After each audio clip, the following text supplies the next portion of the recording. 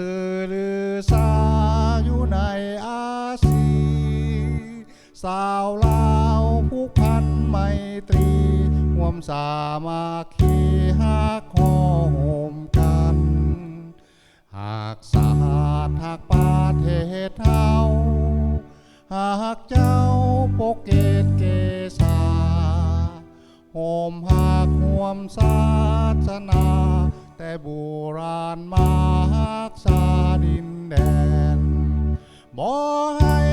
สัตว์ใดมาล้วนหาวีรบกวนญาติแย่งสิ่งเอา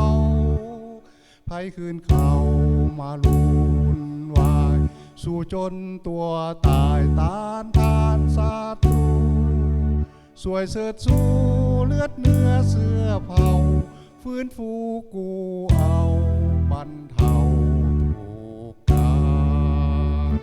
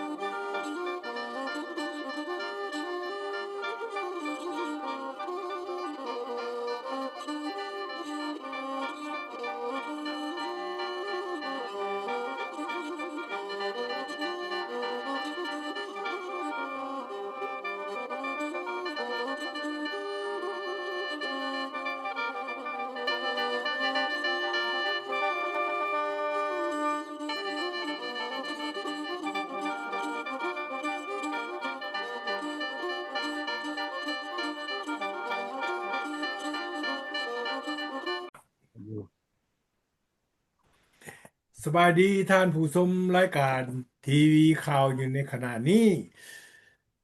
ภาพข่าวหรือรายการที่ท่านชมอยู่ในขณะนี้เป็นรายการเจาะปัญหาซ่องหาทางออกนำเสนอโดยองค์การพันธมิตรเพื่อประชาธิปไตยลาวที่สหรัฐอเมริกาหรือจากสหรัฐอเมริกาเป็นรายการนำเสนอข่าวทุกๆสัปดาห์ตามเวลาที่พวกเขามีเป็นปากเป็นเสียงให้แก่พี่น้องลาวของเขาอยู่ในประเทศในมื้อนี้ก็เช่นเคยพวกเขาคณะจัดทำก็มี3 คนมีท่านไมโครแพงดีจากเมืองซานดิเอโกแคลิฟอร์เนียประธานรองประธาน ขององค์การพันธมิตรเพื่อประชาธิปไตยลาวพร้อมเดียวกับเป็นเลขาธิการขององค์การโฮมลาวเพื่อสันติภาพและประชาธิปไตยพร้อมด้วยท่านจันทรีมณีวันจากเมืองร็อกกิงแฮมรัฐนอร์ทแคโรไลนาเป็นที่ปรึกษาของการจัดตั้งทั้งสองของพวกเขาเป็นการเสียเวลาและก็เพื่อมารยาทเนาะขอเชิญท่านสุภาพบุรุษทั้งสองถามข่าวเขา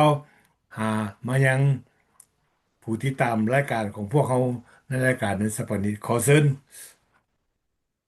โอเคก่อนอื่นก็ขอสบายดีนับถือหักแพงคณะทีมงานเฮาเนาะก็มีท่านประธานวรังค์คำสุขเจ้าประธานของพันธมิตรประชาธิปไตยในลาวจากอเมริกาแล้วก็เป็นประธานได้ได้หัวหน้าของอยู่ในสภาอันของของลาวของ องค์การคุ้มครองประสิทธิภาพและประชาธิปไตยเนาะรัฐบาลจันทรีที่ปรึกษาของบรรดาพันธมิตรประชาธิปไตยลาวจากสหรัฐอเมริกาและก็ขอสบายดีพ่อแม่พี่น้องลาวที่ติดตามรายการพร้อมทั้งสมาชิกของว่าพันธมิตรประชาธิปไตยลาวจากสหรัฐอเมริกาแรงมื้อนี้ครับก็กลับมาหากันคือเก่าเนาะขอบใจครับเป็นทีต่ออ่าก่อนอื่นก็ขอถามสบายดีท่านวันลังคำสุขประธานพันธมิตรประชาธิปไตยในลาวจากสหรัฐอเมริกาสบายดีท่านไมโครเพ่งดีรองประธานพันธมิตรประชาธิปไตยในลาวจากสหรัฐอเมริกาข้าพเจ้าชันศรีมริวันอยู่รัฐนอร์ทแคโรไลนาสหรัฐอเมริกาขอถามสบายดีพ่อแม่พี่น้อง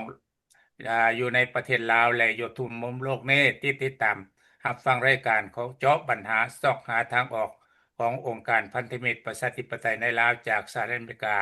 เพื่อเป็นประโยชน์แก่ชาติและประชาชนลาวภายในประเทศเนาะขอขอบใจขอขอบใจนะท่านแมคโครเพ่งดีและท่านจันซีมณีวันท่านผู้ที่ตามรายการของพวกเขาดังที่ข้าพเจ้าได้เสนอตัวและก็รายงานไปแล้วเป็นโครงการเป็นกระบอกเสียงรายการเจาะปัญหาซอกหาทางออกเป็นรายการนำเสนอทานผู้ที่ตามรายการของพวกเขาผู้ที่มีจุดประสงค์มีความเป็นห่วงเป็นใยน้ำโศกนาฏกรรมบ้านเมืองของพวกเขาอนาคตของชาติบ้านเมืองของพวกเขามีความคิดที่ว่าบ่มักระบอบเผด็จการคอมมิวนิสต์ซึ่งเป็นระบอบการปกครองอยู่ในลาวปัจจุบันนี้ เวลาได้หมุนเวียนเปลี่ยนไปและการขึ้นกับอำนาจโดยเฉพาะเลยแมนของพรรคประชาชนปฏิวัติลาวอยู่ในลาวปัจจุบันนี้ก็ไม่ได้50 ปีแล้วพร้อมเดียวกันนั้นก็บ่ได้นำพาประเทศชาติก้าวหน้าเดินขึ้นตามที่คำเสนอหรือคำประกาศขีตัวของเพิ่น50 ปีแล้วประชาชนลาวยังอยู่ในความทุกข์จนก็ย้อนระบอบ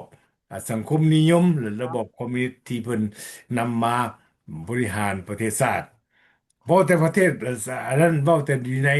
สปปลาวของพวกเขาเมื่อว่าสังรวมแล้วระบอบสังคมนิยมนี่เป็นระบอบที่ล้าหลังซึ่งเกิดขึ้นนำมาใช้อยู่ในประเทศสหภาพโซเวียตอดีตสหภาพโซเวียตในปี2000ในปี1917เดี๋ยวนี้ก็ได้ล่มละลายไปแล้วพร้อมเดียวกันนั้นระบอบดังกล่าวนี่หลังจากนำมาครับที่ว่าบริหารในโลกนี่หลายประเทศก็ได้เข้าเป็นกลุ่มอันเดียวกันกลุ่มสังคมนิยมแล้วก็มีลักษณะนโยบายต่อต้านกันกับลัทธิเสรีประชาธิปไตยเพิ่นห้องว่าเพิ่นเปลี่ยนความว่าลัทธิทุนนิยมแต่ที่จริงแล้วเป็นระบอบประชาธิปไตยถึงเต็มไปด้วยการนับถือสิทธิมนุษย์นับถืออ่าสิทธิส่วนบุคคลอันเป็นที่ตั้งให้ความเป็นธรรมแก่ประชาชนอยู่ในศาสตร์ของแต่ละศาสตร์ที่มี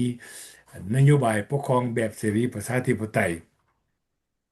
ท่านทุกคนคงรู้จักอยู่แล้วทุกมือนี่ทุกวันนี้อยู่ในรอบโลกนี่มีปัญหายุ่งยากหลายที่สุดโดยเฉพาะแหละมันประเทศที่ได้เกิดสงครามขึ้นอยู่ในเอเชียเกิดวิกฤตการทางการเมืองอยู่ในยุโรปกับมันยูเครนกับรัสเซีย แล้วอยู่ในตะวันออกกลางกับอิหร่านกับอิสราเอลกับสหรัฐกับอยู่ในทวีปที่ว่าอเมริกาใต้หรือแคริบเบียนนี่ก็เช่นเดียวกันทุกๆประเทศเดี๋ยวนี้วุ่นวายกันเต็มทีมาสั่งรวมสุดท้ายแล้วประเทศที่ว่ายืนขึ้นแล้วเอาลัทธินโยบายสังคมนิยมนี่เข้าไปปกครองนี่ล้วนแล้วแต่วางตู่เป็นศัตรูกับสหรัฐอเมริกา ระหว่างตัวเป็นศัตรูสหรัฐอเมริกาก็เริ่มต้นเพื่อตั้งแต่เพิ่นขึ้นมาห้องว่าสงครามเย็นและตั้งแต่สงครามโลกครั้งที่2เสี่ยงสุดลงระบอบสังคมนิยมนี่ก็เริ่มกระเดิบเติบโตขึ้นมาทานมันก็เพียงดีและเข้าใจดีจนมาฮอดปี2026นี่ ความมันสัญญาที่เขากล่าวไว้ว่าเขาอยากสร้างโลกนี้ให้เป็นโลกยูโทเปียโลกสังคมนิยมคือเพิ่นว่ามันกลายเป็นการโกงกันข้ามระบบสังคมนิยมนี่ก็คือกันกับอยู่ในลาวหั่นเป็นตัวอย่างอันนี้ข้าพเจ้ายกขึ้นมาเป็นระบอบหรือการปกครองที่นำความล้าหลังสร้างความทุกข์ยากกดขี่ข่มเหงประชาชน ขาดสิทธิมนุษย์ขาดประชาธิปไตยเอ่อผู้ใดเป็นผู้นำมันอยู่ดีสบายมีสิทธิ์แต่ในประเทศนั่นแบ่งเป็นสองชนชั้นสังคมนิยมกับชนชั้นผู้บริหารผู้ปกครองประเทศส่วนประชาชนนั้นเลยกลายเป็นข้าทาสคือกันอยู่ในสปปลาว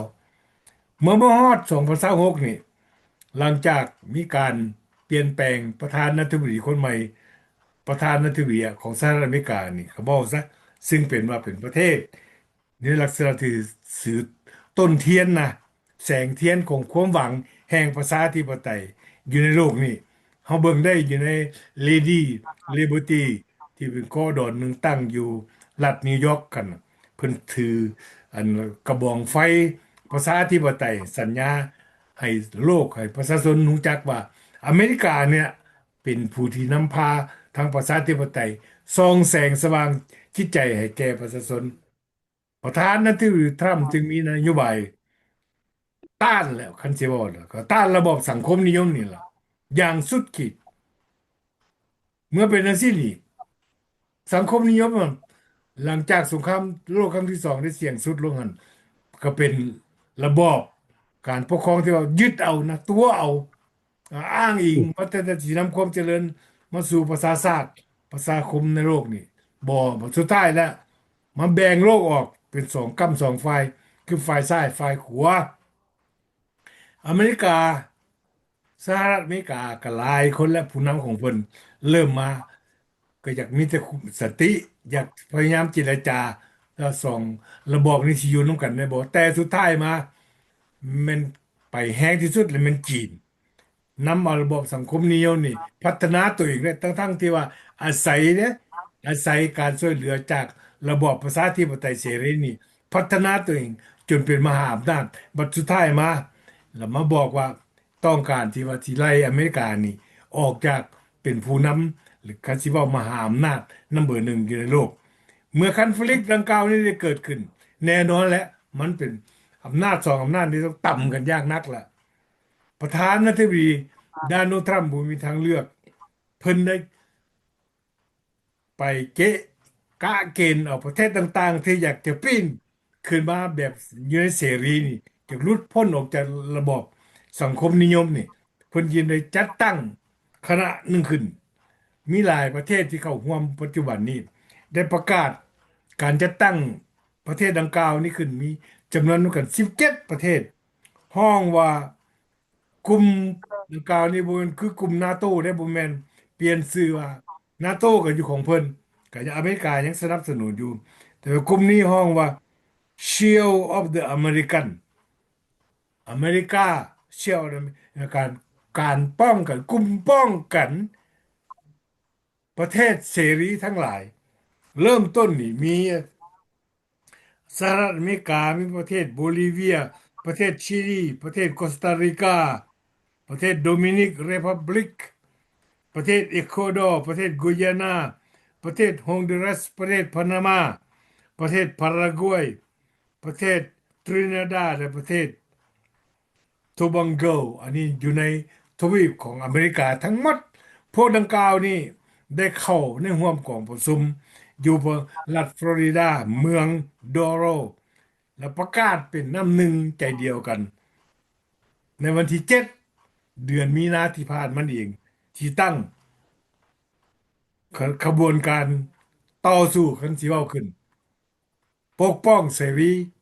ประชาธิปไตยมี3 จุดประสงค์ใหญ่ๆมีหนึ่งมันการร่วมมือด้านความปลอดภัยและการป้องกันและทหารสองมามันการร่วมมือทั้งทหารตัวที่สองสามมามันการรักษาบ่อแฮหรือว่าต่างๆทาสบ่อแฮที่หายากคือจังอยู่เมืองลาวอันจีนมาขุดเอาไปแล้วลาวบ่ได้ผลประโยชน์อย่างนั้นอยากอยู่ในลักษณะจังซั่นเนี่ยอยากให้ท่านขอความอ่า คิดเห็นเพิ่มเติมจากท่านไมโครแพงดีและท่านจันทรีเดี๋ยวนี้ระบอบเสรีประชาธิปไตยซึ่งมีอเมริกาเป็นผู้นำนี่เขาเจ้าบ่ได้เฮ็ดคือเก่าแล้วเด้อบัดนี้เด้อประเทศใดที่มีเจตนาที่ทำลายระบอบประชาธิปไตยเขาเจ้าจะถือว่าบ่เป็นมิตร เขาเจ้าคิดว่าเป็นเส้นอันนี้แม่นระระระเบียบใหม่เด้ของโลกที่ได้จัดตั้งขึ้นท่านไมโครแพงดีคงจะได้เห็นข่าวแล้วก็ท่านเจนซีก็เช่นเดียวกันจะขอฟังความคิดเห็นอันนี้เฮาอยากเบ้าตอนนี้ยกขึ้นมาอยากจะส่งความเบ้าอันนี้นี่ข้อมูลใหม่นี่เข้าไปยังอยู่ในสปลาวให้ไปถึงหูคณะผู้นำของเราให้คิดเบิ่งดูว่าระบอบสังคมนิยมของเพิ่นที่เพิ่น เทศนาก็ว่าได้นะอวดนักอวดหนาทุกมื้อทุกเว้นนั่นนะมีอันเป็นก็ระบอบที่ว่ามีความก้าวหน้านะแต่ที่จริงแล้วมันบ่แม่นระบอบที่มีความก้าวหน้าแม่นระบอบที่ล้าหลังแล้วในศตวรรษที่21นี่ขอเชิญมันก็แบ่งดีออกความคิดเห็นขอเชิญ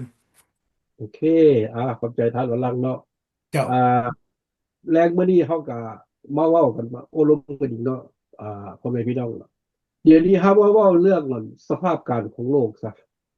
ในโลกเขานี่กันแม่นว่ามีสองระบอบนี่แหละเสรีประชาธิปไตยกับสังคมนิยมคอมมิวนิสต์มันมีการขัดแย้งกันอยู่นี่แหละแล้วก็พ่อแม่พี่น้องลาวก็ขึ้นเบิ่งศึกษาแล้วไปเบิ่งแล้วก็ประเมินผลเบิ่งผลเบิ่งลาวนี่หลังจากปลดปล่อยได้50ปีแล้วก็ไปสังคมนิยมคมนำคอมมิวนิสต์นำไปในเวียดนามนั่นแหละบอกง่ายๆซะบัดนี้ข้าพเจ้าจะขอเว้าที่ซะในความเป็นมาเนาะตามข้าพเจ้าเข้าใจข้าพเจ้ากันนี้ไปเป็นนักศึกษาแต่พระราชจากลาวแต่1975แต่ก่อนปลดปล่อยก็ไปศึกษาเรียนอยู่ฮานอยเห็นไหมเรียนหมดเลยหลายที่สุดก็มีเรียนทฤษฎีมาร์กเลนินนี่แหละทฤษฎีมาร์กเลนินนี่เนี่ยทุกๆอันสำคัญนี่มันเกิดอยู่เมืองฝรั่งบัดพ่อแม่พี่น้องมันเกิดอยู่เมืองฝรั่งบัดเมืองฝรั่งนี่แต่ก่อนบุญมันเจริญเบิดเรื่องการศึกษาวิทยาศาสตร์ฝรั่งนี่ไปไกลที่สุดตัวอยู่ยุโรปพุ่นน่ะฝรั่งแหละสุพรรณวงศ์สุพรรณสุวรรณภูมิสองไอ้น้องนี่ก็ไปเรียนจบมาจากเมืองฝรั่งข้าพเจ้าซะบักโฮจิมินห์นี่แหละจะเป็นคณะกรรมกรไปแบกหาบท่าเรือไปนำพวกฝรั่งไปเฮ็ดเมียวเมืองฝรั่งแล้วก็เพิ่นไปเห็นอันนี้เพราะว่าอยู่เมืองฝรั่งเขาเจ้าสอนบัดพ่อแม่พี่น้องที่เป็นลัทธิเนี่ยเขาเจ้าก็สอนบัดการศึกษาอยู่เมืองฝรั่งนั่นแล้วก็เฮาเหลียวขึ้นหลังแม่3-40 ปีมานี่ฝรั่งก็เฮ็ดคือกันระบบการฝรั่งก็ไปแบบคอมมิวนิสต์แต่สุดท้ายก็เปลี่ยนไปเปลี่ยนมาก็บ่รอดก็สุดท้ายก็ทิ่มเบิดเด้เมืองฝรั่งคือกันก็ทิ่มคือกันเบิดแล้วเพราะฉะนั้นเฮาว่าอันนี้มาอยากให้เข้าใจอยากให้พ่อแม่พี่น้องลาวเข้าใจเดี๋ยวนี้โลกเขามันวิทนาการมันไปไกลแล้วพ่อแม่พี่น้องบัดนี้จีนคือกันเมาชิตุงนี่คือกันการศึกษาและพื้นฐานแล้วก็มาเจอเมืองฝรั่งแล้วก็มากันเปลี่ยนแปลงไปเปลี่ยนแปลงด้านเศรษฐกิจอยู่เมืองฝรั่งของจีนนะแล้ววันนี้ว่าง่ายๆกับลูกสาวใหญ่ของสีจิ้นผิงก็มาเฮียนอยู่อเมริกานี้พ่อแม่พี่น้องรักบ่เฮียนรักบ่เฮียนนะรักมาเฮียนอยู่อเมริกานี้แล้ววันนี้หันเยาวชนนักศึกษานักจีนกับเวียดนามล่ะมาเฮียนอยู่อเมริกาหลายที่สุดพ่อแม่พี่น้องเป็นหมื่นๆแต่ละปีอยากให้ว่าจังซั่นอยากให้ประชาชนลาวเข้าใจแล้วก็ว่าให้ผู้นำลาวเข้าใจเด้อยากว่าจังซั่นมันเป็นจังซั่นเปรียบเทียบเบิ่งการศึกษาบ่วิทยาศาสตร์บ่ทุกสิ่งทุกอย่างการเงินบ่มันคันสิเว้าแล้วอันใดแข็งเป็นพื้นฐานแข็งที่สุดมันอยู่เสรีประชาธิปไตยเบิดเราไปซ้อมกับมาเยี่ยมยามอเมริกาคุณจะ1972คุณแล้วก็มาเห็นอเมริกานี่แล้วว่าเจริญโอ้ยค่อยเหตุการณ์ปฏิวัตินี่เจ้าไปไกลคนแล้วเว้ากับบิดสันเห็นว่าบัดเมื่อแล้วถึงมาเขียนด็อกทรินอันนึงจังมีการเหตุปฏิวัติ1991เปลี่ยนแปลงสภาพโซเวียตล่มละลายไปเป็นรัสเซียพอดคู่มือเดี๋ยวนี้อยากให้เว้าคือข้าพเจ้าขอเว้าคืนหน่อยนึงแล้วบัดนี้ข้าพเจ้าไปเรียนอยู่เวียดนามมันก็เว้าเรียนทฤษฎีมาร์กเป็นภาษาเวียดข้าพเจ้ายังเจออยู่เพิ่นว่ามิงเตียนเลนสาหุยจูเนียเกตปงกว่าจะเกโดตื้อบ้านเพิ่นว่าพวกเขานี่นะสิก้าวขึ้นสังคมนิยมนี่นะโดยบ่พันได้ทึดเพิ่นว่าพนักงานลาวก็ไปเฮียนอยู่หั่นเบิดแล้วก็พนักงานลาวถึงซั่นเหรอพนักงานลาวก็หั่นยุทธภาก็เว้าคือกันกับข้าพเจ้านี่เพิ่นสิก้าวขึ้นสังคมนิยมนี่โดยบ่พันได้ทึดเพิ่นว่าข้าพเจ้าอยากถามว่าได้ทึนกับสังคมนิยมนี่เงินมันอยู่ไสเงินมันอยู่ในทึน อยากว่าท่านเรื่องเทคโนโลยีเทคนิคอีกอย่างต่างวิทยาศาสตร์มันอยู่ในทุนเบิดหลายคนหมู่จีนนี่นะเศรษฐกิจบูมอย่างเนี้ยก็บูมในทุนเนี่ยสมัยคลินตันเห็นบอกเป็นอธิบดีการเป็นเอาเวียกโอเวอร์จีนี่เอาไปเข้าจีนเนี่ยจีนจะเริ่มดีขึ้นเนี่ยเป็นอาศัย อืมเรื่องในทุนนี่เลยขึ้นเบิ้งเวียดนามคือกันเห็นบ่เวียดนามก็เปลี่ยนเบดเห็นบ่ตะกี้ว่าอเมริกานี่เป็น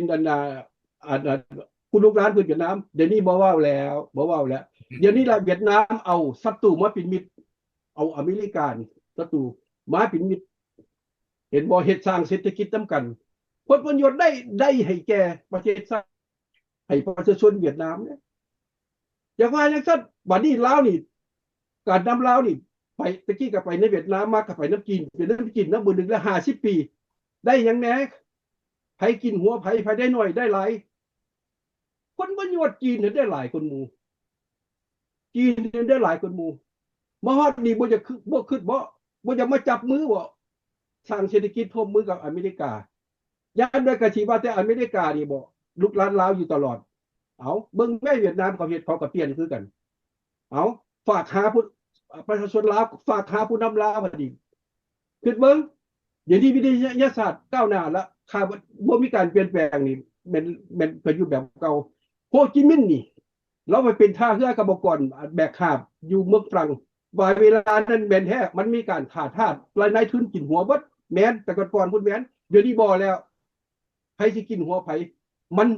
เปิดกว้างแล้วโลกมันพัฒนาการแบบว่าแล้วทฤษฎีอันเก่าๆเฮาก็เอาทิ้งบ่แม่นเฮาจะเอามาใช้ที่บ่ยืนอยู่หั่นแต่ว่าจังซั่นเขาก็ต้องตีทบลงไปตามสภาพเศรษฐกิจเขาไปแนวใดอยากว่าอย่างนั้นอันพัฒนาเศรษฐกิจของเรานี่เป็นเรื่องระบอบกันละเป็นอุปสรรคใหญ่ที่สุดในการพัฒนาของสปปลาวเรื่องผลประโยชน์นี่เขาจะผู้พิกรรมอำนาจได้แต่ผลประโยชน์ที่สุดเป็นกรรมอำนาจพวกมีอำนาจผู้ที่ถูกยากพวกที่นั่นเป็นประชาชนลาวหั่นแหละแม่นว่าขึ้นเบื้องหลังเบิ้งเดี๋ยวนี้เอาจีนเอาเวียดนามเข้ามานะคนประโยชน์เป็นจีนกับเวียดนามพูดได้หลายหมู่เบิ้งแม่อยู่ได้อยู่หันอยู่บ้านนอกขอกนาต่างๆพวกอันนี้เข้ามาแล้วเนี่ยมาลุกล้านเอาดินดอนต้นหญ้าของประชาชนลาวเบิ้งแม่เขาจะจมมาอยู่หันเพราะว่าอย่างพวกนี้มีเงินมันเอาไปซื้อในบ้านซื้อเอาพวกท้องถิ่นนั่นเพราะว่าสิทธิ์มีน้ำพวกถิ่นในบ้านได้ในบ้านแต่แฉพวกท้องถิ่นแต่แล้วพวกนั้นเป็นใจบัดได้เงินแล้วก็เข้าข้างขนาดประชาชนลาดิมีแต่จมแต่ห้องดินดอนต้นหญ้ากระสีเบิดแล้วอันนี้มันเรื่องจริงเด้พ่อแม่พี่น้องลาวให้สิฮู้ดีเอามันฮอดยาเว้าแล้วเฮาต้องเว้าได้พ่อแม่พี่น้องลาวมันต้องเว้าแม่นแท้คนว่าพี่น้องลาวอยู่ได้เห็นเว้าบ่ได้ย่านหายสับสนพวกเขานี่ล่ะลาวนอกล่ะสิเว้าเป็นปากเป็นเสียงซอยให้ผู้นำลาวเห็นมีการเปลี่ยนแปลงมีการเปลี่ยนแปลงหากบ่มีการเปลี่ยนแปลงก็สิอยู่แบบนั้นก็คือเก่าอันนี้ละฝากหาพี่น้องเราข้าพเจ้าขอโจ้ดีก่อนจะเอาต่อให้ทานจะที ขอบใจท่านไมโกและท่านวันลังว่ามาเรื่องมันวุ่นวายกันอยู่ทุกมือทุกวันนี่กันนะญาติแยงต่างๆกันแต่ละประเทศแต่ละโลกมันก็เกิดขึ้นมาหลายแล้วปัจจุบันนี้มันก็ย้อนว่าอ่าอำนาจแต่ละขอแต่ละนั่นกลุ่มของเผด็จการฝ่ายคอมมิวนิสต์ฝ่ายเสรีประชาธิปไตยนี่ญาติแย่งกันเพราะว่าเป็นยังค่อยญาติแย่งกันเพราะว่าประชาชนท่านบางตัวอย่างเนาะคือ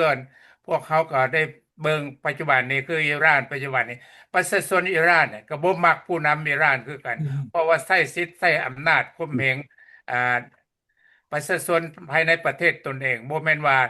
สิว่าอเมริกาไปลุกลานนั่นอิหร่านมันพวกท่านสิเข้าใจผิดแล้วเป็นหยังอเมริกาค่อยไปเฮ็ดแนวนั้นอเมริกาว่ามันมีข้อสัญญากันแล้วว่าปรมาณูบวกเคมีต่างๆหั่น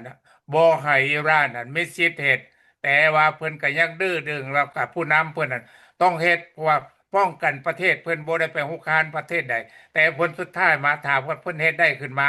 เพิ่นก็จานอันนั้นเสียงยิงไปเซฟประเทศนั่นประเทศนี้ยิงมาเข้าอเมริกานี่ได้หมดทุกบอลอันนี้เพิ่นก็โฆษณาด้วยเหตุนั่นแหละว่าท่านทำเพิ่นก็เสนอให้ว่า ให้หยุดเฮ็ดนี่แต่ว่าพวกเขาก็บ่อยากเป็นศัตรูกันเอาอเมริกาบ่ได้เป็นศัตรูกับอิหร่านเป็นศัตรูกับฝ่ายเคมีฝ่ายเคมีโกเพิ่นบ่อยากให้เฮ็ดเพราะว่ามีระเบียบกฎเกณฑ์ของเขาเจ้าวางไว้แล้วในโลกนี้เพราะว่าอิหร่านหั่นบ่มีสิทธิ์เฮ็ดถ้าว่าเฮ็ดไปแล้วมันก็ไปคุกคามนั่นประเทศบ้านใกล้เคียงมันก็เกิดขึ้นมาหลายประเทศอ้อมแอมอยู่ในแต่เป็นออกกลางกันมันก็มีแต่ส่วนหลายก็มีแต่อิหร่านสุกอยู่ผู้นั้นประเทศนั้นประเทศนั้นตีประเทศนั้นมันก็ย้อนว่าเพิ่นอยากใช้อำนาจใช้นั้นอเมริกานี่ก็เตือนหลายเตือนแล้วก็เรื่องไปประชุมกันให้บ่ให้เฮ็ดเคมีบ่ให้เคมีโกมีหยังมานี่มันก็อยู่UN ก็เป็น3เทื่อแล้วก็ยังบ่ได้แล้วปัจจุบันนี้แต่ว่าเพิ่นเอาบางอันข่าวมันก็ออกมาว่าอิหร่านต้องการยศแล้วว่าเพราะว่าไปบ่ไหวแล้วกำลังก็อ่อนแล้วบางข่าวอันก็ว่าอิหร่านโจมตีเพื่ออเมริกาแน่นั่นแนวนี้เอาข่าวอันนั้นรูปมาลงต่างๆหั่นมันบ่ถูกต้องตามพวกทานเฮ็ดหากถ้าว่าเฮ็ดแนวใดก็ให้มันถูกต้องตามที่ว่าสภาพการที่มันเป็นไปแต่ตัวอย่างเสรีประชาธิปไตยกับโลกคอมมิวนิสต์มันก็แตกต่างกันหลายเพราะว่าพวกทานอยู่ประเทศใดแต่เสรีประชาธิปไตยนี่มีสิทธิ์เว้าสิทธิ์เฮ็ดที่ปากตามกฎหมายที่เขาวางไว้แต่ว่าโลกคอมมิวนิสต์นี่กฎหมายวางไว้แต่พวกมีอำนาจนั่นใส่ได้พวกบ่มีอำนาจนี่แปลว่าถ้าผิดไปแล้วก็อ่า จับไปฆ่าทิ่มไปในตัวอย่างคือสปปลาวประชาชนนั่นเฮ็ดหยังบ่ได้แต่ว่าพวกพรรคพวกรัฐน่ะเฮ็ดได้หมดแต่ว่าผู้นำเพิ่นนั่นท้องรุ่นผู้นำประเทศนั่นให้คำมั่นสัญญาว่าประชาชนมีสิทธิ์ปากสิทธิ์เว้าถกเถียงหรือว่าอ่า เว้าเรื่องการเมืองที่ว่าทั้งพรรคทั้งรัฐเฮ็ดบ่ถูกบ่นั่นมีสิทธิ์ตอบโต้แล้วค่ะเว้าได้แต่ว่าเวลาเราเว้าไปแล้วเอาความผิดความนั้นให้เขาเจ้าอันนี้มันเสรีกับประชาธิปไตยกับโลกคอมมิวนิสต์นี่มันแตกต่างกันแนวนั้นแหละพ่อแม่พี่น้องเมืองลาวฮะแต่ว่าทางผู้นำเพิ่นก็เว้าแต่ว่าเว้าให้ประชาชนหรือให้โลกเขารับรู้ว่าเป็นความเป็นจริงแนวนั้นแต่ว่าประชาชนนั่นไปเฮ็ดตามบ่ได้แต่ทั้งพรรคทั้งรัฐเพิ่นเฮ็ดได้คือตัวอย่างเนาะ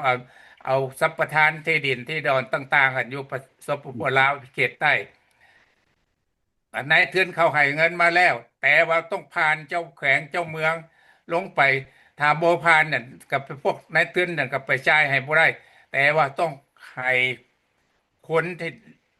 ของพรรคของรัฐให้ลงไปจ่ายให้ประชาชนแต่ว่าประชาชนนั่นเขาจะว่าได้เพียงแต่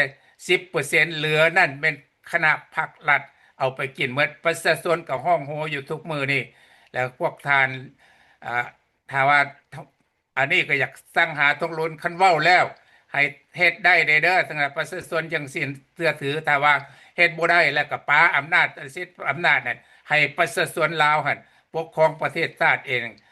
อาจจะดีกว่าอันทงลุนปกครองมาได้50ปีผ่านมานี่แล้วประเทศชาติล่มจมที่ดินที่ดอนต่างๆหั่น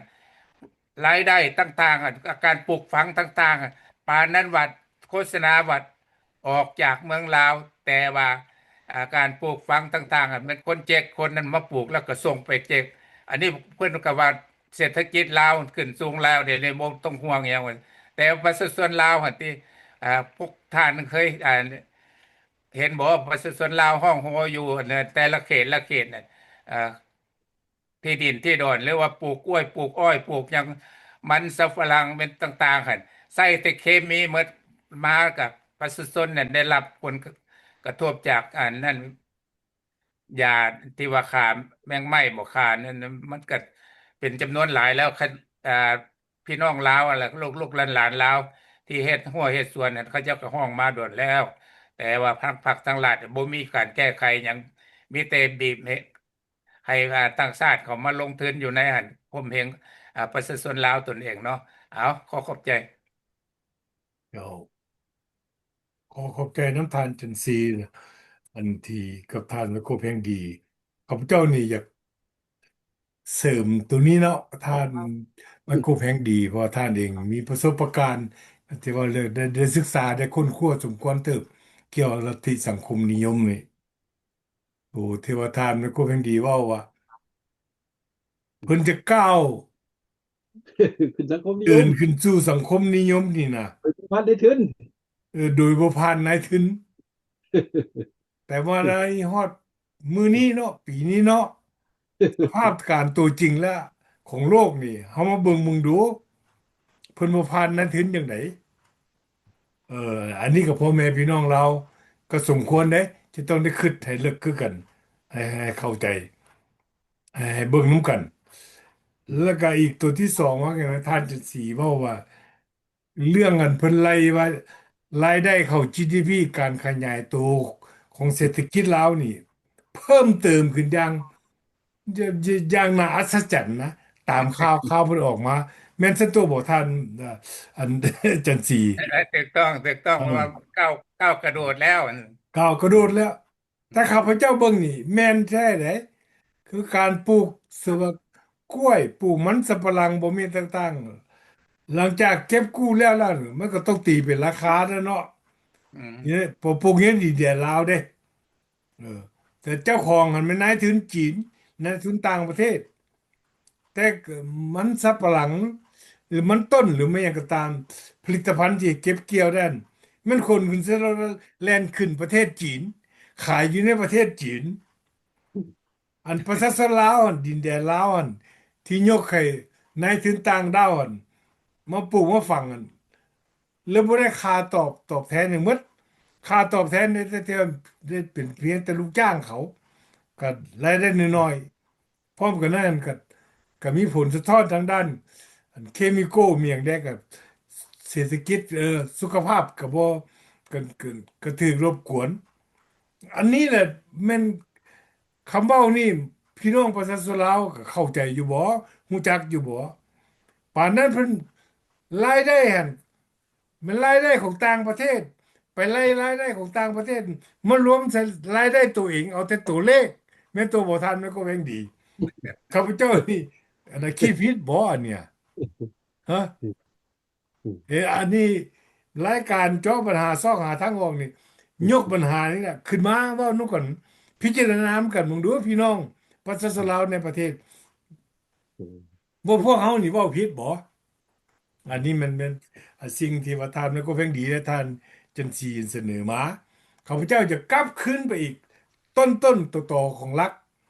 หลังจากสงครามโลกครั้งที่สองได้เสี่ยงสุดลงโลกนี่ได้แบ่งออกเป็นสองค่ายสองกัมสองฝ่ายหนึ่งเป็นฝ่ายตะวันตกซึ่งเป็นรักการระบบการปกครองเป็นระบบเสรีประชาธิปไตยเอ่อเคารพนับถือสิทธิมนุษย์เริ่มก่อตั้งสหประชาชาตินี่ก็แม่นระบอบประชาธิปไตยเด้แม่นอเมริกานี่เด้เป็นหัวหน้านะอืมแคมป์ที่สองหรือกลุ่มที่สองแม่นระบอบสังคมนิยมซึ่งมีสหภาพโซเวียตพร้อมด้วยสมาชิกอ่าจำกัดอยู่20กว่าประเทศเนี่ยตั้งกันขึ้นเป็นกลุ่มที่มีความแข็งแรงทั้งสองกลุ่มนี้บ่ปฏิเสธแต่ว่าต่อมา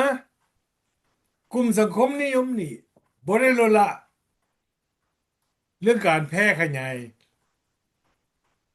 ระบอบสังคมนิยมระบอบ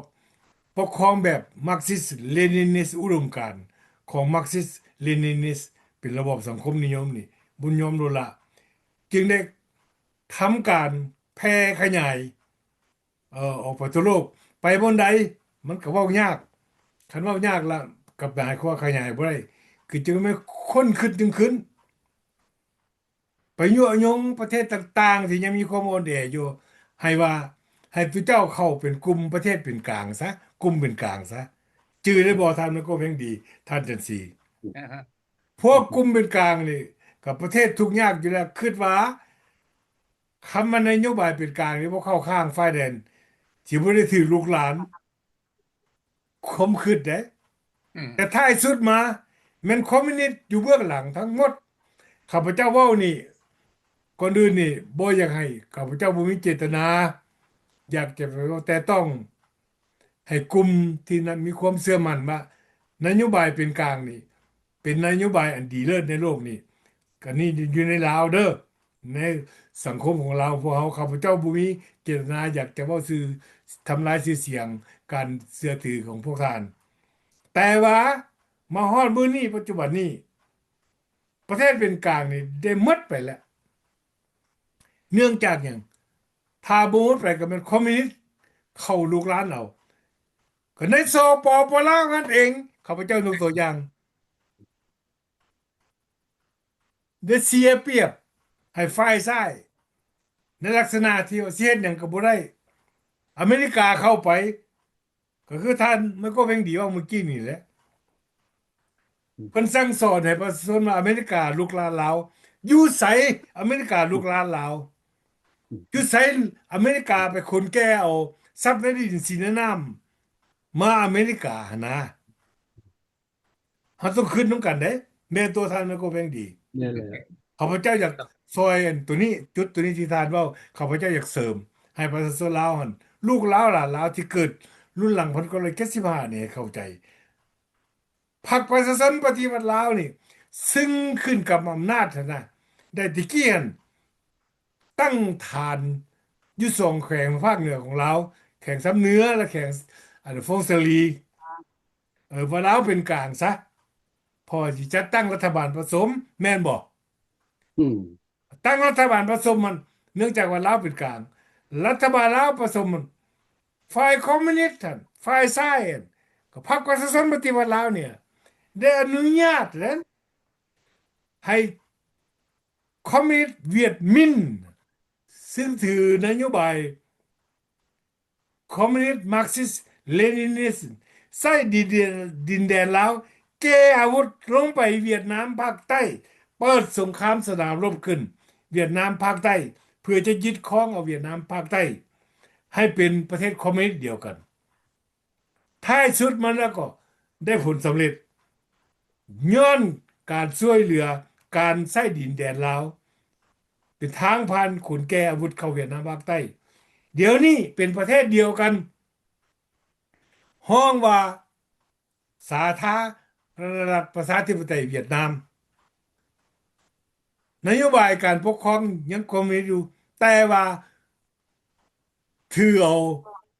ระบบนายทุนนี่นำเข้ามาพัฒนาประเทศชาติคือทานไม่โกเพ่งดีเว้านี่แหละพวกเขาอยากซี่ให้พวกท่านรู้จักแล้วก็เข้าใจว่ามาถามคำถามกันว่าพรรครัฐหรือพรรคประชาชนปฏิวัติลาวสั่งสอนคนลาวลูกหลานลาวเกิดมาในรุ่นว่าอเมริกาลูกหลานนั่นน่ะมันอยู่ใส่สมเทียบบุงดูฮอดมื้อนี้คือทานไม่โกเพ่งดีเว้าเนี่ยถึงเวลาเว้าแล้วเว้าต่างหน้าพี่น้องประชาชนลาวในประเทศนั่นล่ะพวกเขาเอาความจริงมาเว้าการเป็นกลางพวกฝ่ายลาวฝ่ายเสรีนี่ก็ถูกไล่หนีออกจากนอกประเทศก็คือพวกเขานี่แหละนั่งเว้าอยู่นี่แหละพวกพรรคประชาชนปฏิวัติลาวนี่พยายามจะฆ่าให้เขาตายหมดเด้แต่ว่าสุดท้ายมาฟ้าดินเพิ่นเบิ่งเพิ่นเห็นความเที่ยงธรรมอยู่ใส่ผู้ใดมีจิตใจซื่อสัตย์ต่อประเทศชาติผืนแผ่นดินเดี๋ยวนี้ลาวอยู่นอกนี่มีเป็นจำนวนล้านคนแล้วท่านผู้นำภาครัฐเลยนี่แหละให้เข้าใจสิ่งที่พวกท่านนโยบายที่พวกท่านปฏิบัติอยู่ในปัจจุบันนี่นะล้าหลังแล้วบ่ถูกต้องกับจิตใจของประชาชนลาวส่วนใหญ่พวกเขาเคยเว้าเคยเรียกร้องให้พวกท่านเปลี่ยนแปลงพวกท่านบ่ยอมเปลี่ยนแปลงแต่ว่าสภาพการในโลกนี่ในโลกส่วนใหญ่ได้เปลี่ยนแปลงไปสร้างหรืออำนวยความสะดวกให้ระบอบประชาธิปไตยนี่ขยายตัวก้าวหน้าขึ้นดังที่การรวบรวมตัวของกลุ่มประเทศต่างๆอยู่ในทวีปแคริบเบียนอยู่ในเขตแคริบเบียนเขต Western Hemisphere ซึ่งว่าได้ซีมรสชาติสังคมนิยมมาแล้วว่าเป็นจังไดบ่มีประโยชน์อย่างมัดอันนี้เวลามันมาฮอดแล้วพวกท่านจะเปลี่ยนหรือบ่เปลี่ยนนั่น มันอยู่กับท่านเด้อคันพวกท่านเปลี่ยนเองนั่นพวกท่านนั่นจะสามารถมีความชอบธรรมปกครองประเทศอยู่ต่อไปคันพวกท่านถ้าให้ประชาชนเปลี่ยนแปลงมื้อนั้นหั่นอันนี้เฮาก็บ่ประกันคือกันว่าพวกท่านจะมีความปลอดภัยบ่หรือพวกท่านจะมีความเจริญรุ่งเรืองด้านอำนาจอยู่ต่อไปบ่อันนี้นี่ข้าพเจ้ารับประกันบ่ได้ท่านมันก็เพียงดีท่านจะสีมีหยังบอกเพิ่มเติมเดี๋ยวเฮาสิไปท็อปิกอื่นอยากเพิ่มมันอันเชิญนี้เลยเออเดี๋ยวนี้อยากมองว่าเรื่องทิศทางนโยบายทรัมป์เนาะคือปัจจุบันนี่แหละอยากให้พ่อแม่พี่น้องลาวเข้าใจทิศทางนโยบายของทรัมป์แท้หนึ่งเราปราบพวกเผด็จการเนี่ยสองมาเราเราปราบพวกสังคมนิยมคอมมิวนิสต์เนี่ยอันไม่นี่เราบ่มักเราปราบแท้เบิ่งเห็นเขาเบิ่งแล้วกันเดี๋ยวนี้คือเขาเรื่องอันอิหร่านเนี่ยคู่มืออย่างนี้แหละอิหร่านนี่ก็เป็น47 ปีปกครองมาแบบที่ว่าเอา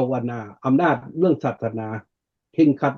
เป็นเผด็จการอยู่หั่นวางเป็นบ่ตัวเป็นศัตรูต่ออเมริกาอย่าเป็นศัตรูต่ออเมริกานี่แล้วก็บ่ฟังผมไผแล้วก็เอาแต่แบบนั่นละอำนาจเพิ่นนั่นล่ะคือกันอันนี้ล่ะลาวนี่ก็50 ปีก็ลื่นกัน3 ปีนี่พ่อแม่พี่น้องเบิ่งกันแล้วบัดนี้หั่น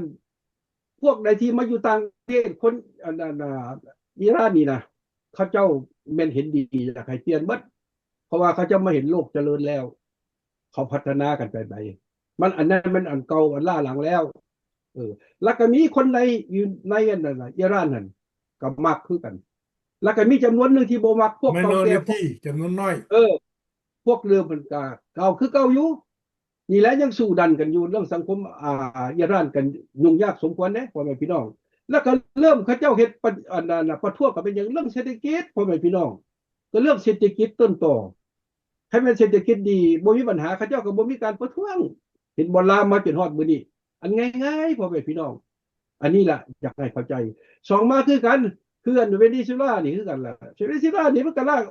าหลังมาจากไหนก็เป็นย้อนผู้นำมันเผด็จการแล้วก็มีการส่อราชบังหลวงก็แบบลาวพวกใดเพิ่นมีอำนาจอะไรมันส่อราชแล้วทางมีดีได้เบิดพวกมีอำนาจนี่อันนี้ล่ะอเมริกาก็เบิ่งคือกันว่ามันบ่ไปแล้วแล้วก็ปราบผู้นำเห็นบ่แต่ว่าการจะตั้งของรัฐบาลคือเก่าแล้วก็อยากให้ความร่วมมือจับมือกันในการสร้างสรรค์พัฒนา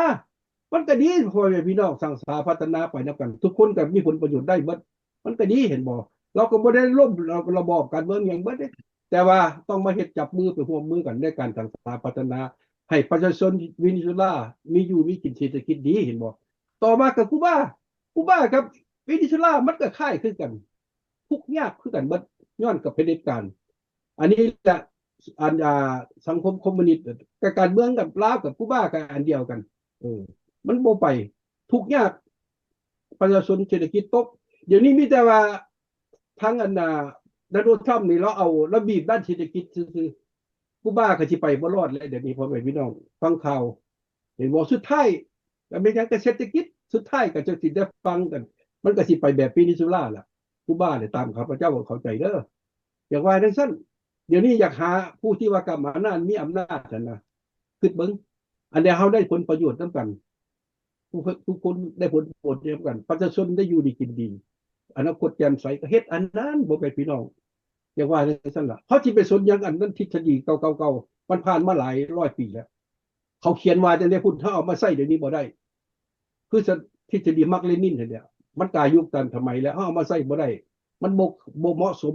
กับสภาพปัจจุบันในการสถาปัต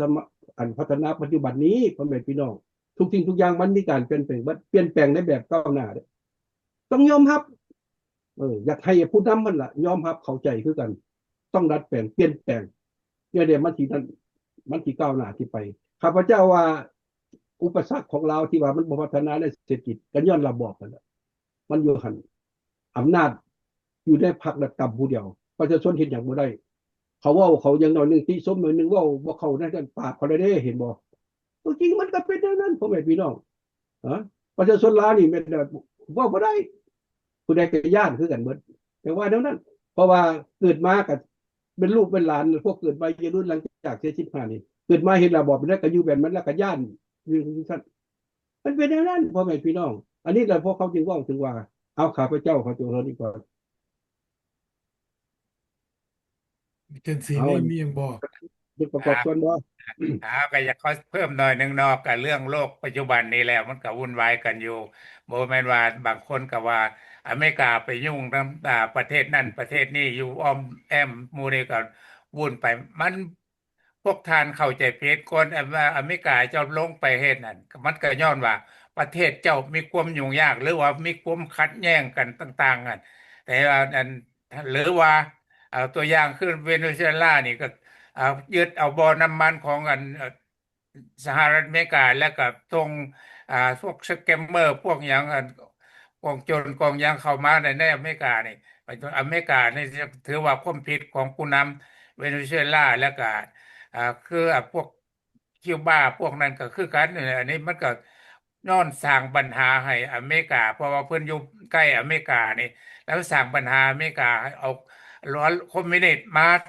อ่า แพร่ภายอยู่นั้นในอ้อมแอมความในอเมริกาเนี่ยอเมริกาผู้มากเลยจึงว่าอ่าเอาอ่าเอาผู้นำของเวเนซุเอลานี่มากักขังไว้มันเป็นความจริงหรือบ่มีความจริงอะเพิ่นก็ยังบ่ทันรับหยังเถื่อแต่ว่า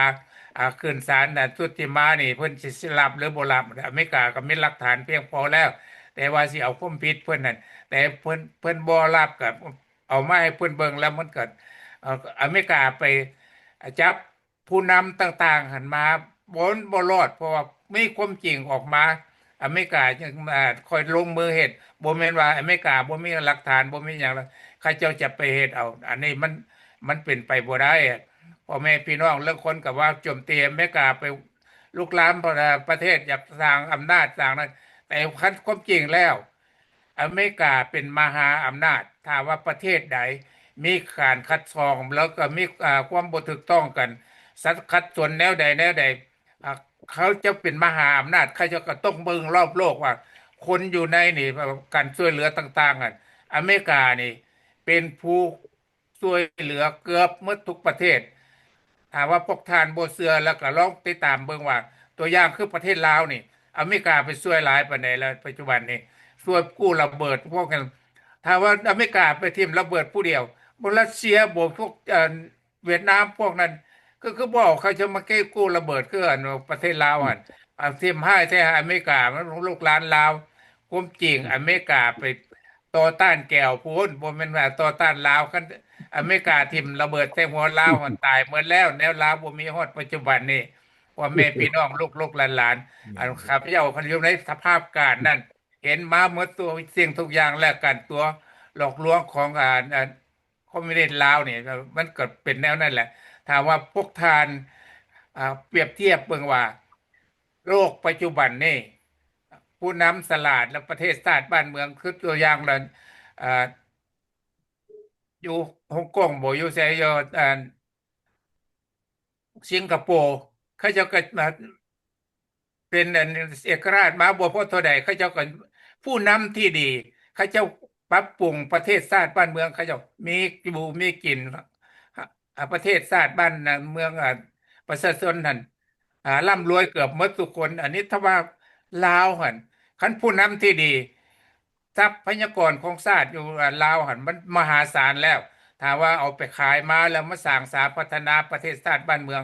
มันเจริญรุ่งเรืองหลายแล้วคันเปรียบเทียบ เด้อพ่อแม่พี่น้องตัวอย่างเนาะโลกคอมมิวนิสต์สปปลาวหั่นถ้าว่าเขาให้ไปคอมมิวนิสต์หรือมาเสรีประชาธิปไตยให้ประชาชนเลือกเขาเจ้าสิไปอันฝ่ายใดอยากให้ผู้นำลาวหั่นลองเบิ่งดูสังสาเบิ่งดูอ่อนทานกล้าเฮ็ดนำประชาชนแนวนั้นได้บ่ว่าแม่นพวกท่านนั่นประชาชนนั่นมักกลุ่มใด มักคอมมิวนิสต์บ่คือมักเสรีประชาธิปไตยตัวอย่างสมมุติว่าอเมริการับประชาชนลาวหั่น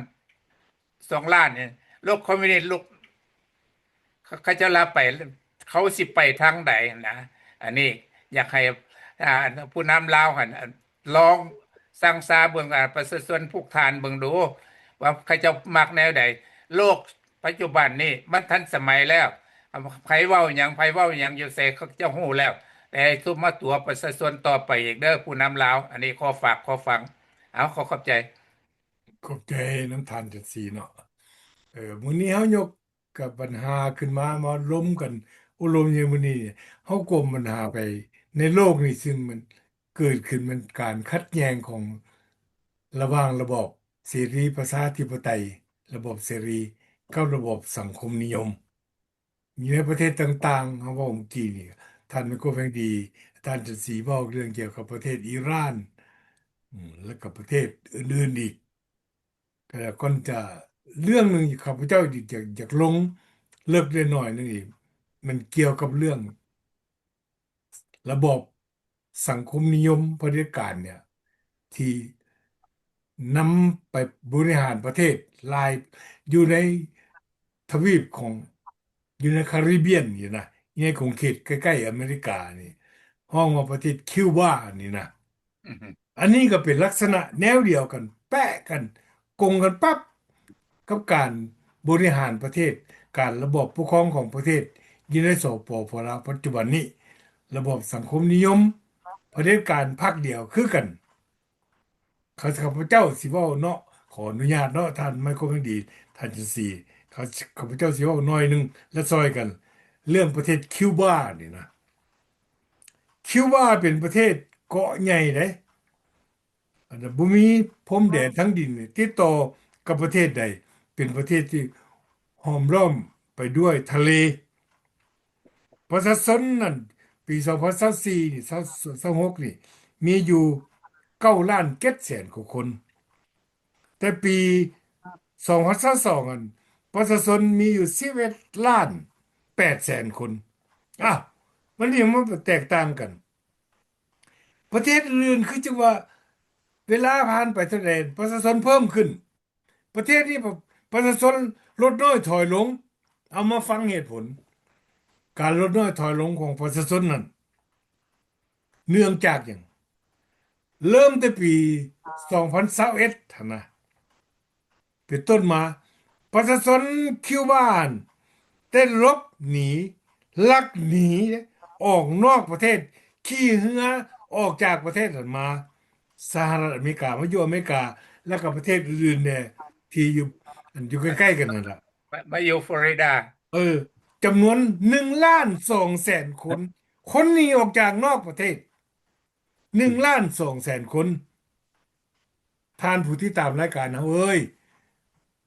อันนี้เนี่ยไม่เป็นความจริงการบ่ขยายตัวของประชาชนนี่มันเกิดขึ้นจากการบริหารประเทศปกครองประเทศภายใต้ระบบสังคมเผด็จการพรรคเดียวกดขี่ข่มเหงประชาชนว่าง่ายๆภายนำเอาระบบเผด็จการนี้มา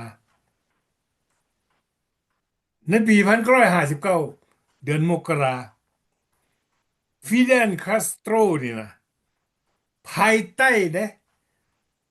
นโยบายการโฆษณาชนเสือว่าเพิ่นปฏิวัติเพื่อประชาชนได้โค่นล้มระบอบเผด็จการของผู้นำของเขาชื่อว่าฟุนเกเรซิโอบาติสตาลงหลังจากนั้นก็คาสโตรนี่ก็ได้ประกาศตั้งสาธารณรัฐคิวบาภูมิประชาธิปไตย Republic of Cuba ตั้งขึ้นระบบการปกครองของเพิ่นก็แม่นระบอบมาร์กซิสเลนินิสพรรคเดียวซ้ายจัดสุดตรงต่อต้านสหรัฐอเมริกาโดยตรงอันนี้นะคิวบาไกลจากสหรัฐอเมริกาน้ำทะเลขั้นอยู่70ไมล์เท่านั้นเด้บ่ได้ไกลเด้บ่ได้ไกลเด้อท่านผู้ที่ตามรายการพวกเขาคันบ่เชื่อข้าพเจ้าเว้าไปเปิดเบิ่งในแผนที่คาสโตรขึ้นกำอำนาจ1959ใช้ระบบเผด็จการพรรคเดียวบริหารประเทศจนในที่สุดปี2008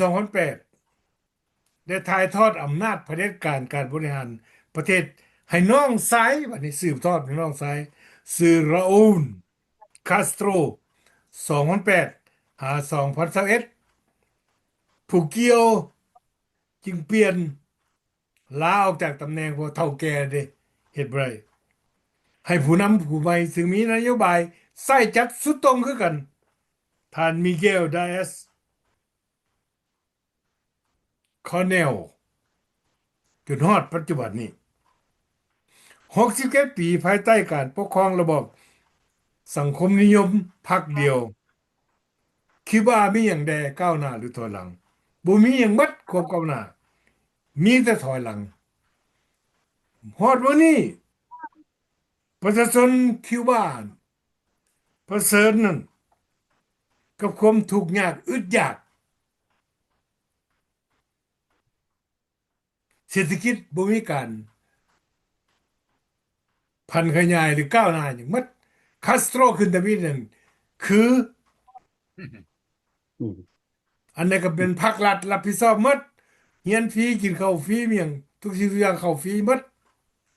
เศรษฐกิจใหญ่ของคิวบาตอนนั้นมันเฮ็ดน้ำตาลแล้วก็ขายซีกาทั่วโลกนี่ล่ะน้ำตาลนี่ก็ตะมีกับคนกินอยู่โดนปีมาน้ำตาลแล้วเป็นพิษคนเป็นเบาหวานนั่นเบิดโลกนี่เลยบ่ซื้อ แต่ว่าคิวบานน้ำตาลที่ผลิตขึ้นน่ะนาทานมันก็แพงดีท่านจังซี่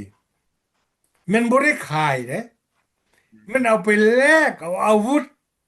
น้ำรัสเซียกับประเทศสังคมนิยมต่างๆกันมาข่มเหงประชาชนเด้อันนี้มันสภาพตัวจริงมันย้อนอาศัยเศรษฐกิจท่านแม่นขายยาซิก้าหั่นแพงๆหั่นอยู่ได้แต่สุดท้ายมาสมัยประธานาธิบดีโอบามาอเมริกาผ่อนผันได้หน่อยหนึงอเมริกาบ่แซงชั่นบ่ควมบาตรเปิดโอกาสให้มีการติดต่อกันเงินจะก็ได้ไหลเข้าไปพร้อมหน้าก็ได้เปิดการ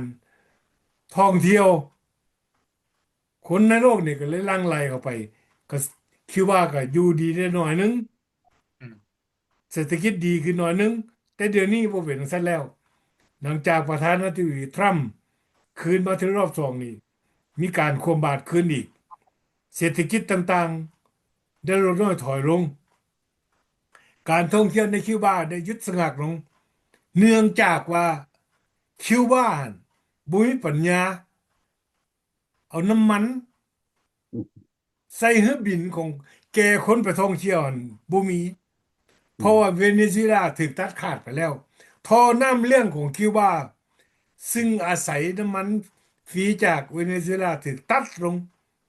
หลังจากที่สหรัฐอเมริกาได้ไปจับถอนตัวเอามาดูโรมาดำเนินคดีในข้อหาส่งยาเสพติดเข้าสหรัฐอเมริกาแล้วก็ส่งเคมีผิดกฎหมายเฟนตาโนนะเข้าอเมริกาเด้เฮ็ดยาบ้ายาอย่างเงี้ยมีความสะทกสะท้านต่อสังคมอเมริกาอย่างนักนี่แหละเป็นปัญหาที่ประธานาธิบดีทรัมป์จึงมีการแซงชั่นต่อประเทศคิวบามาฮอดมื้อนี้ปัจจุบันนี้เป็นจังไดเบ้าหน่อยหนึงฟิเดลคาสโตรนี่น่ะหลังจากคนขึ้นกับอำนาจแล้วมันออกหน้าออกตาภายใต้การสนับสนุนของรัสเซียและก็จีนคอมมิวนิสต์ต่อต้านอเมริกาพยายามขยายทรงระบอบสังคมนิยมนี่ออกไปทั่วโลกโดยเฉพาะคาสโตรได้อนุญาตให้รัสเซียและสหภาพโซเวียตนั่นเด้ใน1962นำอาวุธจรวดนิวเคลียร์มาตั้งอยู่ในคิวบาเนี่ยจนอเมริกาจับได้ทั้งดาวเทียมจับได้เนี่ยประธานาธิบดีเคนเนดีตอนนั้นหั่นเป็นวิกฤตกันใหญ่เกือบเกิดสงครามโลกครั้งที่3ประธานาธิบดีเคนเนดีได้เจรจากับ สหภาพโซเวียตซึ่งตอนนั้นผู้นำประเทศเป็นท่านครูชอปขอห้องให้รัสเซียถอนจรวดออกไปโดยดีแต่มีแต่คิวบาบ่ยอมรัสเซียก็บ่ยอมอเมริกาว่าสิเกิดบ่ก็สิยิงกันแท้รัสเซียยอมแบ็กดาวน์ครูชอปยอมถอนจรวดออกไปแลกเปลี่ยนขอตกลงกันครับเคนเนดีให้อเมริกาถอนอาวุธนิวเคลียร์ออกจากประเทศเทอร์กีซึ่งเป็นประเทศหนึ่งติดทางใต้ของรัสเซียให้ออกอันนี้มันความเป็นจริงแต่ตกออกปัญหาจึงแล้วไปนอกนั้นอีกเพื่อสร้างบารมีตัวเองคาสโตรนะอยากแสดงเป็นนักปฏิวัติเออตัวอย่างฟิเดลคาสโตรนี่ได้ส่งกำลังทหารของคิวบาไปซอยรบอยู่ในแอฟริกาในประเทศอังโกลาในประเทศลาวจื้อได้บ่ในวาระสงครามบ้านลมเก้ามีคิวบาไปซอยพรรคประชาชนปฏิวัติลาวนี่ตีกับต้านกับทหารไทยอยู่บ้านลมเก้าฟังคักๆเด้อพี่น้องลาวในประเทศอันนี้เป็นความเป็นจริงพรรครัฐบ่เคยบ่อยพวกท่านฟังพวกเขาหูจัก เอานกนี่ขึ้นปัญหานี่ขึ้นมาบอกให้ทานและการลุกลานของคิวบาการโอหังของเขาแบบเดียวทำโตวเป็นหมาเลี้ยงตัวซื่อสัตย์ให้ลัทธิสังคมนิยมคือสหภาพโซเวียตและจีนในขณะนั้น นี่เป็นปัญหาจะให้พวกท่านรู้จักและเข้าใจปัญหาของคิวบานี่นะมีปัญหาตะกวมล้วนไปอยู่ในเขตคาริบเบียนและในเขตเฮมิสเฟียร์เวสเทิร์นเฮมิสเฟียร์นี่แหละอเมริกาจึงได้จัดตั้งคณะประเทศต่างๆ17ประเทศนี้ขึ้นเพื่อต้านกับการขยายตัวของลัทธิคอมมิวนิสต์อเมริกาถือว่าปัจจุบันนี้ประธานาธิบดีทรัมป์ถือว่าเขตคาริบเบียนและประเทศ Hemisphere Western Hemisphere นี่นะเป็นหลังบ้านอเมริกาจีนคอมมิวนิสต์และสหภาพโซเวียตจะบ่มสามารถมีอิทธิพลอยู่ในคงเขตนี้ได้นี่เป็นจุดสำคัญประกาศต้องไปถึงหลักการที่เขาว่ากันว่าคอมมิวนิสต์กับเสรีนี่อยู่ร่วมกันเข้ากันบ่ได้แล้วมันจะต้องอเมริกาซึ่งเป็นผู้นำของโลกเสรีนี่ถึงเวลาแล้วจะต้องยืนขึ้นแสดงตัวออกถึงความเป็นธรรมให้ประชาโลกประชาคมโลกนี่รู้จักและก็รับรู้นํกัน มาฮอดมื้อนี้ปัจจุบันนี้เว้าเรื่องประเทศคิวบาอยู่ในลักษณะใดลักษณะที่ว่าเปรียบเหมือนคนป่วยเป็นโรคมะเร็งในระยะสุดท้ายแล้วซ้อมใจแล้วนอนอยู่เตียงการเศรษฐกิจพังทลายประชาชนขาดเครื่องอุปโภคบริโภครัฐบาลมีหน้าที่อย่างตอบสนองพวกประชาชนใหญ่บ่มีหยังหมด มีแต่เรียกห้องให้ประชาชนอดทนท่าเอาว่าระบบสังคมนิยมนี่จะแก้ไขปัญหาได้แบบเดียวกันครับรัฐบาลของสปปลาวที่กำลังตัวต้มประชาชนให้รอคอยสร้างความฝันให้ประชาชนลาวอยู่ในขณะนี้ทั้งที่ความทุกข์จนนั้นนับทวีขึ้นทุกมื้อทุกวันนี่ล่ะข้าพเจ้าจะขอนำเสนอ ท่านไม่ก็แพงดีท่านจะสีมีอย่างไรเพิ่มเติม บ่แล้วล่ะบ่บ่มี เอาเวลาเราก็หมดแล้ว เบิร์ดเลยบ่เออ แล้ว เอ้ยนี่เด้อท่านผู้ชมทางบ้านของพวกเขารายการเจาะปัญหาซ่อหาทางออก พวกเขาได้นำข้อมูลและข่าวเป็นจริงต่างๆมาเสนอต่อท่านผู้ชมทางบ้านเฮาเดี๋ยวนี้นี่สงครามสหรัฐอเมริกาผสมกับอิสราเอลได้ถล่มใช้กำลังทั้งอากาศหรือทางเรือ ถล่มประเทศอิหร่านย้อนหยังก็ย้อนที่ว่าเหตุผลที่พวกเขานำขึ้นมาเว้าอิหร่านมีรัสเซียและก็จีนแดงอยู่เบื้องหลังสนับสนุนให้เป็นก้างขวงคอเขาสิว่าหมายความว่าสร้างปัญหาให้สหรัฐอเมริกาซึ่งมีอิทธิพลสมควรอยู่ในเขตตะวันออกกลางสำคัญที่สุดรัสเซียและจีนเริ่มต้นตะมิดอยากสร้างปัญหาให้สหรัฐอเมริกาเนื่องจากว่าในปี1979มาฮอดระหว่างปี2000ปลาย2009นี่อเมริกาเป็นประเทศที่นำเข้าน้ำมันหลายที่สุดจากตะวันออกกลางและจากคนอื่นอยากจะตัดแหงของอเมริกาสร้างปัญหาให้อเมริกามีปัญหาแท้เพราะอเมริกาตอนนั้นอิมพอร์ตสั่งน้ำมันเข้าจากประเทศอิหร่านเป็นประเทศที่ว่าขายน้ำมันให้สหรัฐอเมริกาแต่ว่าในฮอตสมือนี่ปี2024นี่อเมริกาเป็นประเทศหนึ่งที่ส่งน้ำมันผลิตน้ำมันเลี้ยงตัวเองได้ขายให้นอกประเทศได้ทั้ง natural gas เดือดแก๊สธรรมชาติเกมบนการเมืองบริลักษณะเก่าแล้วอิหร่านจึงยังคิดอยู่ในเกมว่าอเมริกาสิมีปัญหากับภายใต้การยุยงส่งเสริมของรัสเซียและของจีนละจึงมีการแข่งคอกับอเมริกาอยากทำลายประเทศอิสราเอลซึ่งเป็นพันธมิตรได้เสรีอันแน่นแฟ้นกับสหรัฐอเมริกาอยู่ในตะวันออกกลางแต่เกมบ่ได้เป็นซั้นแล้วสหรัฐบ่มีทางเลือกการนำพาของผู้นำใหม่ประธานาธิบดีโดนัลด์ทรัมป์จึงตัดสินใจร่วมกับอิสราเอลตัดปัญหานี้ตัดปัญหากับอิหร่านนี่โดยการเริ่มถล่มได้10มื้อละประเทศอิหร่านเดี๋ยวนี้ประเทศอิหร่านเนี่ยเสียหายนักคือท่านจันสีคือท่านก็ยังดีเว้าประชาชนส่วนใหญ่อะเด้อ80%แม่นบ่มักผู้นำของอิหร่านปัจจุบันซึ่งถือเคียงขัดทั้งศาสนาผสมกับลัทธิคอมมิวนิสต์ได้เผด็จการพรรคเดียวปกครองประเทศอิหร่านเป็นประเทศที่ขายน้ำมันทั่วโลกเงินคำต่างๆที่ขายน้ำมันมาได้อิหร่านนำเอาไปซอยตั้งกองกำลังต่อต้านอเมริกากับอิสราเอลอยู่ในขอบเขตตะวันออกกลางสร้างสงครามสร้างปัญหาสังคม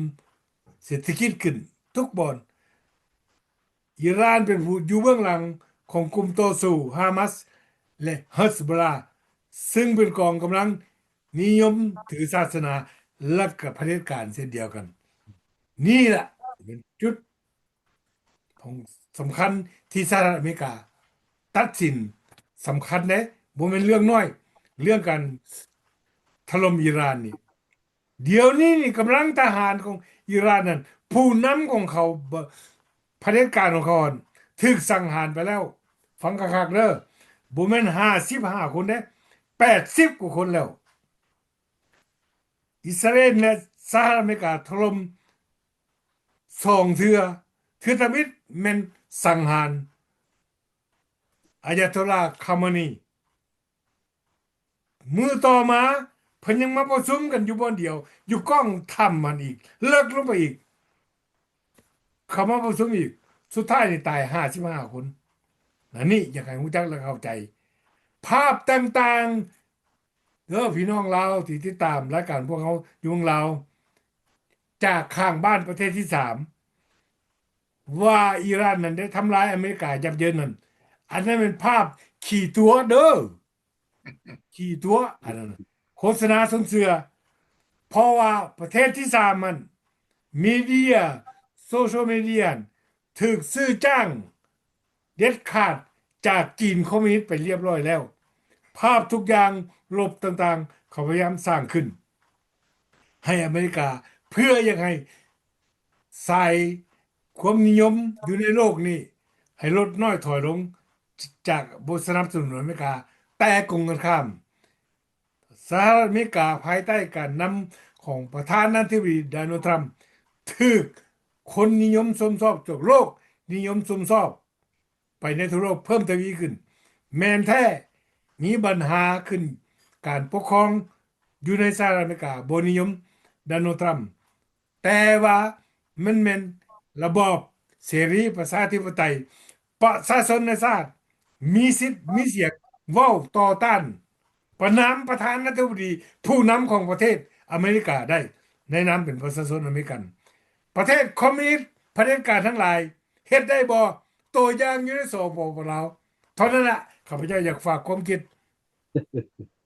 ข้อโต้แย้งไว้คันว่าข้าพเจ้าพวกข้าพเจ้าบ่ผิดติดต่อมาทางหลังบ้านหรือจะออกมาเข้าร่วม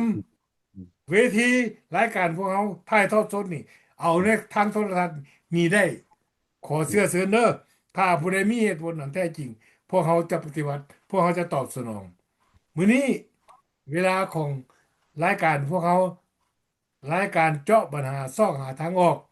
นำเสนอโดยองค์การพันธมิตรเพื่อประชาธิปไตยในลาวจากสหรัฐอเมริกาได้หมดเวลาลงแล้วพวกเขาทั้ง3คนขอจากลาท่านผู้ชมทางบ้านไปก่อนโอกาสหน้าโอ้พบกันใหม่สบายไปพ่อกันไว้เด้อโอเคบาย